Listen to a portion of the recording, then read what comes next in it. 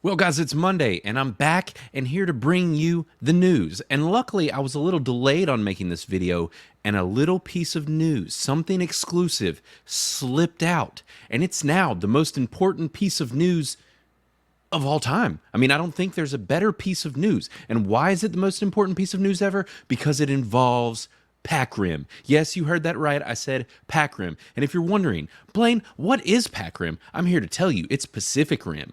And if you don't know what Pacific Rim is, well, get yourself together because it's the greatest film of all time.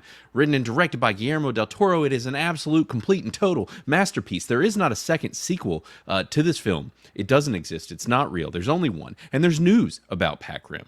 And I want to tell you about it. There is some more news involving Sydney Sweeny, and we all know that Sydney Sweeny means good news. And then there's also a little bit of just other bits and pieces of things coming across with the news, and I do want to talk about the box office and Alien Romulus a little bit as well. So let's go ahead and just do this.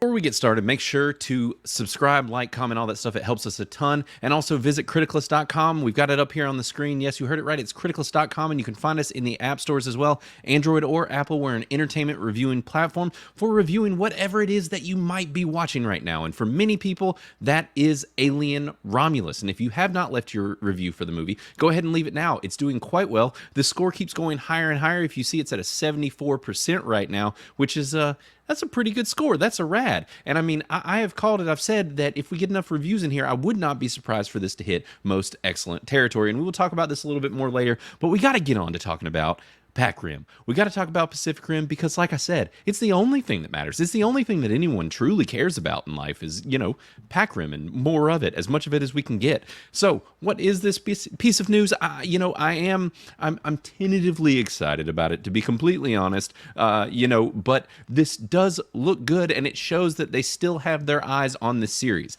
And the news here is that Pacific Rim Prequel series is in development at Legendary Entertainment under first look TV deal with Eric There's a lot of S's and a lot of R's and a lot of E's up in this name. It's just a anyways, this is an exclusive by Variety. So this fella is looking to do a prequel series, and this is an overall deal, like they said, that's going on with Legendary. I'll go ahead and dig into the article here, but I got really excited just when I saw Pac Rim and just in the title somewhere. If you know anything about Criticless, then you know that we fully endorse Pacific Rim to the point in which there is a badge connected to it because it is the greatest movie ever. So what it says here is Legendary Entertainment has entered into a first-look television deal with Eric Variety has learned exclusively under the deal that he and Carmen Lewis, with whom are funding the production company, and basically will develop and shepherd IP-driven and related projects for Legendary. The first project to be developed under the deal is Pacific Rim Origin Story series. So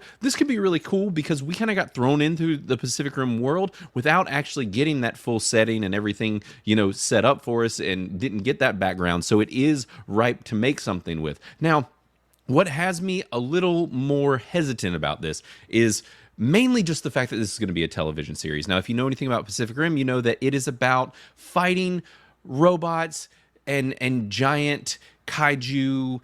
I don't want to spoil it if you haven't seen it, but just big monsters, big robots fighting each other. And basically, this movie came out quite some time ago, and it's kind of one of those you love it or you hate it type of movies. But basically, the fact that this is going to be a television series does have me a little bit worried for the simple fact that budget is there, right? And we know that when it comes to CG, practical effects, all those things, they take a big chunk of budget, and it is harder to get that when it comes to television. So what exactly is this going to be? For example, we dealt with something kind of similar to this with the MonsterVerse tie-in that Apple did, and that's a very high-budget television show, and it was okay, and then it just kind of started getting a little worse. I mean, the monsters and stuff, when they did show up, were pretty good, but they were just sparse. So it makes me wonder to what level we will be getting the monsters and aliens, if this is more of like a, story that's more human and not as much of the big bombastic stuff, because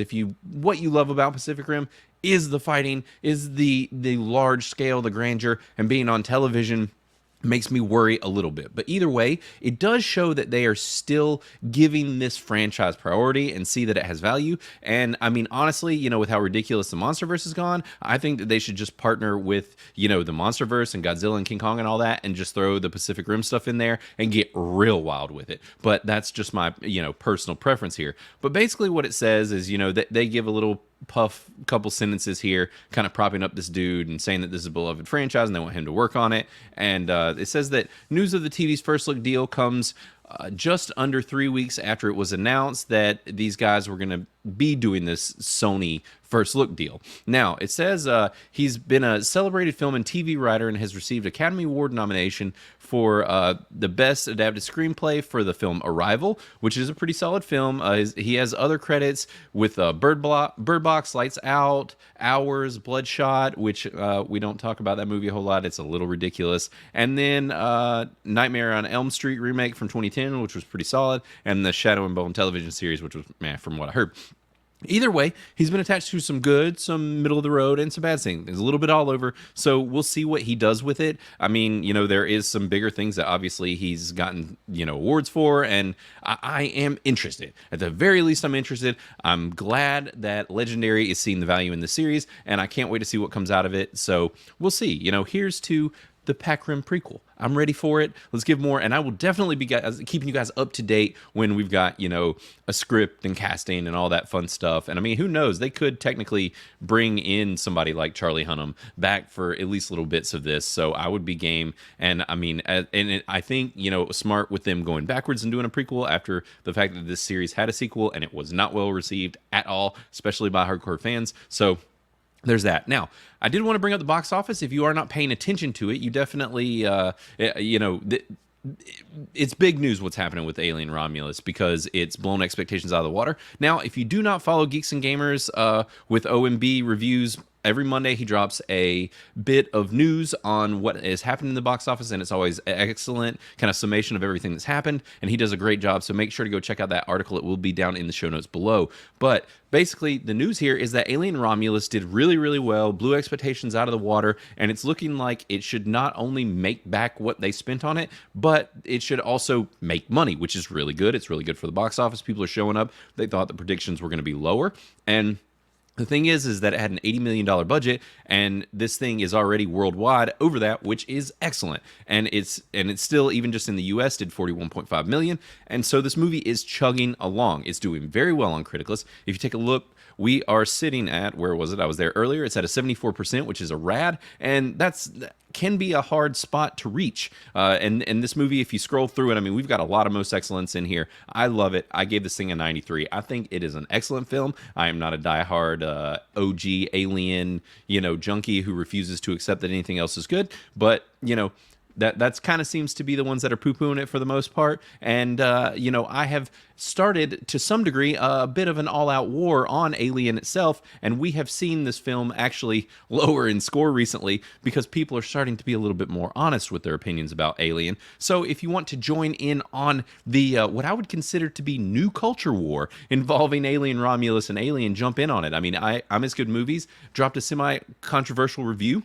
Gave this thing a 79. I'm notorious for giving it a 62, which is actually fairly low considering that for a long time this movie had nothing but extraordinarily high scores, and I just didn't agree with it. I thought people were overhyping this thing, and it doesn't age that well, personally. But I mean, Cineman here is still coming in with like a 90%, and we've got a lot of people that still love it. Obviously, John Ray Movie Man giving it 100% because he loves those hundos on his favorites. So, come in, drop a review for these. I'm interested to hear what everybody thinks. I think it's an all right film, and I think Alien Romulus is freaking awesome, and I had an absolute blast, and I think you should check it out in theaters if you get the chance and if you're curious at all. But it seems like most of the buzz about this is pretty solid outside of some of the poo-pooing, boomery YouTube crowd. So there's that. Now, moving on from box office and all that fun stuff, we'll check out how this movie does next week. But what I wanted to talk about is this other rumor mill thing, which is that I did mention a girl, Sydney Sweeny. Everybody loves news about her. Everybody wants to know what she might or might not be in next, because even if it's a movie that they don't want to watch, they'll probably watch it because, she's in it. And the rumor is that they're calling her Madam Webstar because that's technically kind of sort of a superhero movie and it tanked really bad. And it was for Sony. But what they're saying is that it's sounding like she is being rolled or eyed for the role of Black Cat in Spider-Man 4. And I think this is superb news. First and foremost, we need more sexy women in superhero movies because as far as that whole thing has gone, they're really trying to, really knock at that and bring the hotness level down. Whether it comes to dudes, chicks, any of it. They're just, I don't know what's happening over in Hollywood, but they need to get it together. And we just need more sexy ladies playing superhero ladies or supervillain-esque ladies. But yes, Black Cat, super cool character. Always liked her. Actually, I think in my office, you probably don't know that it's up visibly. Anyways, in the office, I've got a comic that's framed of Black Cat and Spider-Man that I love. And, this character's cool. She's an interesting dynamic for Spider-Man. And basically, the rumor mill has it that they are eyeing her for this role. And I think it could be really good news. So this would mark another turn for an actor who's going to be coming back to the same or semi-similar universe or realm to kind of have a comeback for something, being that Madam Web tanked. Now, what they're saying is that this rumor mill news came from some guys who are about 69 to 70% accurate on their rumors, so there is a chance that this could be true. I typically don't talk about rumor mill stuff, but I did think that this was neat, and obviously it's Sydney Sweeny. Everybody loves it, and it gives me an opportunity to put it on a thumbnail, so, there's that. But last two little tiny pieces of news here is basically that Friday the 13th series that I talked about a while back. It's going to be a prequel series as well. A24 is doing it, and basically they have found a showrunner. And I think the interesting thing about this news is that it's the same person who's doing Welcome to Derry, which is kind of a It-esque spinoff that they're doing. And there is good word about that show right now.